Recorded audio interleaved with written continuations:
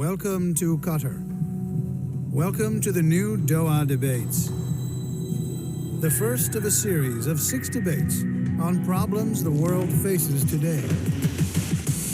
We do not only face a refugee crisis, we also face a crisis of solidarity. Wir haben so vieles geschafft, wir schaffen das. We will build the wall. Douglas Murray, thank you very much. A few provocative thoughts, no doubt, that you mentioned there. A few jumped at me, such as when you said the developing world cannot move to the developed world.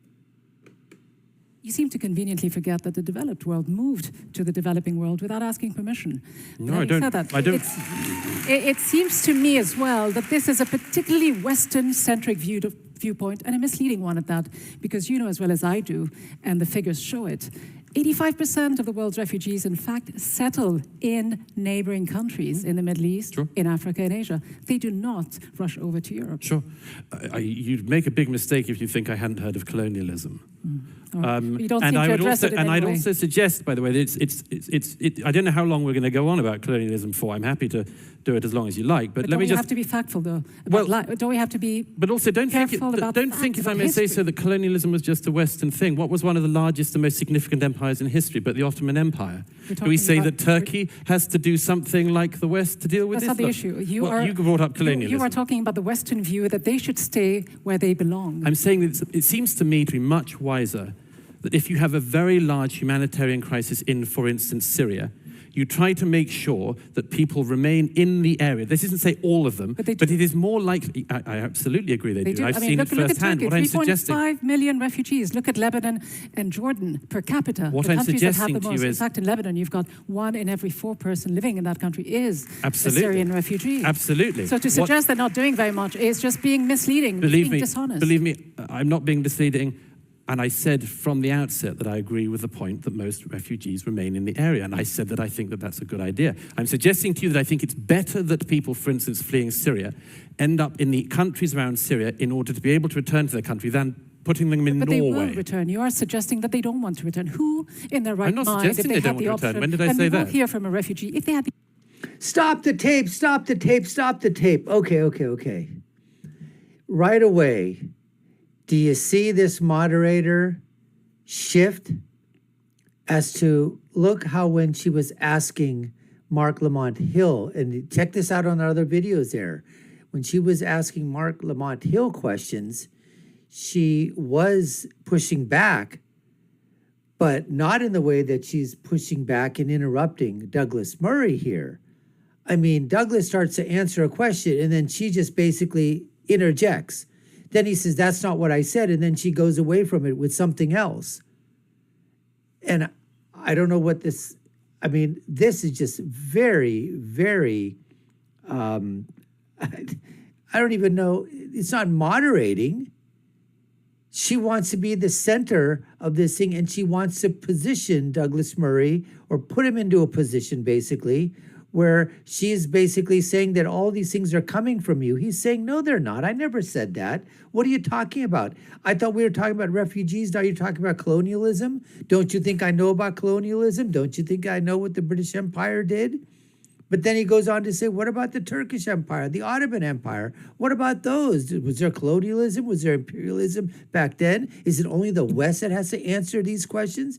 And then talking about majority of refugees do settle in the countries around them if those countries do allow them to come in. And she was pointing out that many of them do, like Lebanon, how in terms of, Syrian refugees they've taken.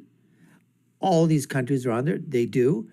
But all Douglas is saying is that we need to stem the tide. It can't be that you've just got millions upon millions of displaced people deciding, and we just start to say, okay, yeah, sure, we'll put a bunch of them in Norway, we'll put a bunch of them in Sweden, we'll put a bunch of them in Europe, in France, in Germany, in Spain, in Italy, in America, here and there. We ought to take a look at where we're going to put these people. Some of them, yes, they probably will have to be absorbed by Europe and the other countries and in the Americas, of course. But that doesn't mean every single solitary one of them, because hopefully the situation in their country will change, will allow them to go back to their original country. But this moderator, the way she's attacking him and not letting him answer any questions, very, very, it's just, it's great. It's great video. It's great, to see and to see the back and forth. But Douglas is just really getting ticked off. He's really getting pissed off. I didn't say they wouldn't. They leave everything behind. But you seem to also be oblivious to another important fact that I just want to throw at you before we go to a video clip that I want to show you. It's what about the moral responsibility, though, of Western countries that have contributed to the destabilization of the region, the meddling, the military interventions, not to mention the arms sales that continue as we speak? What about that? Do you want me to answer that? Okay, I'll answer that one frankly. Nobody denies, for instance, the disaster of Iraq. But who are the people who intervened most in Syria? Isn't just Iraq. Hang on. Let me answer it. Who intervened most in Syria? It wasn't America. It wasn't Britain. It's Iran, Russia. It's, among others, countries, including the one we're in and others You're around the Gulf before, here. Before we got to Let's Syria, face we had it, Iraq, we had Libya. Ooh, he just goes right inside their proxy war with Qatar, right? With, Qatar talking about, they said, in the country right here, meddling in the affairs of other countries, meddling in Iraq, meddling in Afghanistan, with Iran, doing all sorts of things in terms of that. She doesn't like that, so she comes in there immediately to try to cut him off. Libya, we had many countries in this neck of the woods were much more involved in the Syrian civil war than my country was. Well, you're also so do you want to take some responsibility for that? Do you want to take more refugees here in Qatar? Do you want to take more in the Gulf? No one is immune to any sort of criticism. He got her good, because she just doesn't want to answer the question. She's basically just, you know what? Blah, blah, blah, blah, blah, blah, blah, blah, blah, blah, blah, blah, blah, blah, blah, blah. It has nothing to do with it. By the way, you're not answering my question. Let's get back to what I'm talking about. But we're talking about I'm glad to hear the Western countries, the British countries, the British. What did Britain do in Syria? We're talking about these governments that you seem to suggest should be immune. No, when did I suggest that? Absolved of any responsibility. When did I suggest that? I want to get to the other point that you make, and it's an important one, Douglas Murray. You suggest that we need to actually balance between two very important virtues, two important concepts of mercy toward the refugee and justice toward your own citizens. Let's take a quick look at this instance involving refugees. Do you send anyone for us? We are the Syrians, about 300. Sir, I give you the number of Malta authority because you are near Malta. Hello? Yes. About 100 children and 100 women and maybe 100 men. Please hurry. Water is coming into it. The boat is going down. We are dying. 300 persons. You have called Malta. You have called Malta. Don't throw us. You can run away. Call Malta. Call Malta. I have no enough account on the mobile. It will cut. Please. You have my number now. You call me. You please. A very chilling video, though I don't suggest that you respond on behalf of the Coast Guard, the Italian Coast Guard.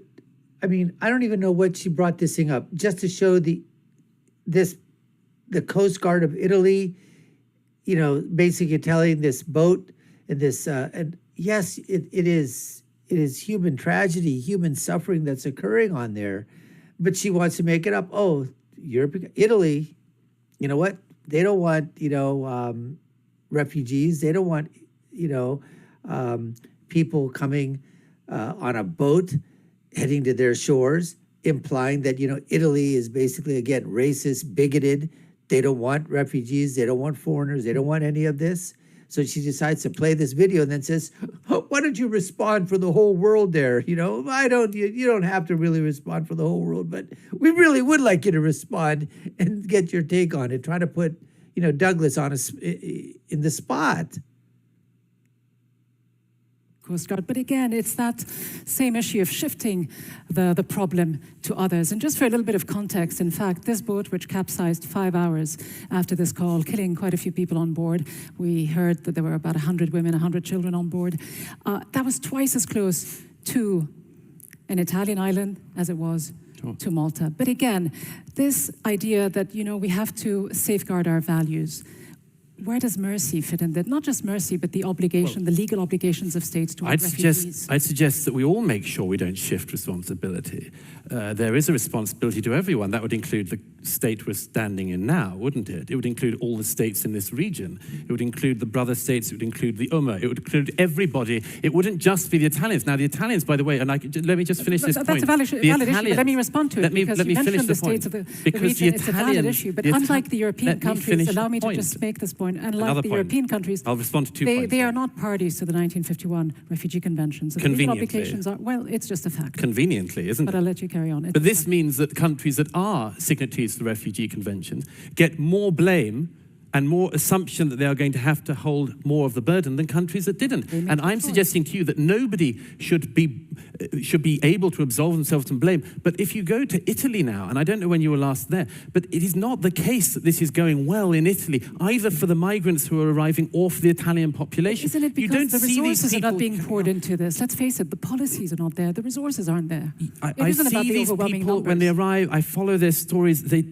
It's not just the resources and the people there, you stupid idiot moderator. Oh my God, that's not what it is at all. It's that people are being displaced and they're being put into cultures that are completely so different from what they're used to. Language barriers and obviously jobs, no money. The resources can come in, but then how do these people, they don't assimilate. In Europe, you have whole towns, whole cities that are just completely populated by one, immigrant, one immigrant or one ethnicity, and they're there in the thousands, the hundreds of thousands, but they don't want to assimilate into the proper culture, into the culture proper of the country that they're in. And then you just have like little Indias, little Pakistans, little Middle East, little Syria, little Jordans, little Lebanons, all in these pockets of Western countries. And no assimilation, no trying to learn the language, no trying to, fit in with the society. Okay, you can keep a little bit of your culture. There's nobody saying that you've got to just dispose of your culture. No one's saying that. But when you come into a new country, new culture, you should adopt some of the things that are inside there and not isolate yourself, which is what happens because they're basically just put either into an area where that's where they're sort of disposed of or put in that area and said, okay, fine, here you are. Here's a few resources. Go ahead, live your lives. And that's not good, as he said, not good for the government, the country that these refugees are placed into or put into. It's not good for them. It's not good for the government. It's not good for the local people at all. I mean, all around. So what Douglas was talking about is that justice and mercy, it would be much better to keep refugees as close as possible to the country that they're from, and then try to work within that type of within that boundary to see what can be done to alleviate the suffering, to give justice and mercy there rather than trying to institute it thousands and thousands of miles away in a completely foreign land, completely foreign nation. It is not the case just that they don't, the local populations in Italy I've been to Lampedusa, I've seen the boats coming in. The local populations are extremely generous. They are extremely kind to the people. Most of the populations in Europe, let's just not have this idea that Europeans are somehow incredibly cold-hearted. Countries in Europe have taken in a lot of people. Yes, you were suggesting that, lady. You were. Problem very swiftly. Just putting the numbers in context, let me just mention this very briefly. 3 million people sought asylum in Europe between 2015 and 2016. That's a fraction of the population of Europe, which is 508 million. And Germany and Sweden took in 3% of the population in 1 year alone. So we're not talking about negligible numbers, and you shouldn't pretend that we are. Not across the board, certainly. Douglas Murray, thanks very much. Thank you. Thank you. Well, now, that was contentious. Did you see Douglas Murray's eyes after he left from there? And what it was? I mean, this moderator just absolutely, had to be flapping her gums. And Douglas Murray, I think he should have been a little bit more, forceful, a little bit more mansplaining. I think that's exactly the tactic he was trying to, but he couldn't get a word in edgewise because she was just trying to fill in, with her stuff that she wanted to get out there. Anyways, we appreciate you taking the time to watch. You've been watching the Dr. Nasir Shaikh Show. I've been your host. My name is Dr. Nasir. If you haven't done so already, subscribe to the channel, like, share, and follow us. You know what to do. Check out our links above and below. My final thought, when you're right, and when you're left, you're wrong. Until next time, folks, take care and stay safe.